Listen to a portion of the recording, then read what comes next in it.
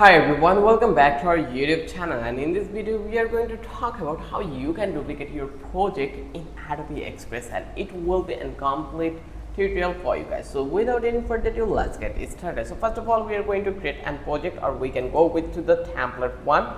So let's say we are going to work with this one. Let's click this one and just click to the customize template. Once I click over here, then we will get to see our template in here. So when we now able to duplicate this one. How we can do it? This is the easiest way. So here you just need to click on this one, and if you click to the duplicate one, now you can see that eventually you are able to duplicate this one easily. So this is the easiest way. If you want to add the page, you can add a new page also, like same page, and you can see that our page already been created.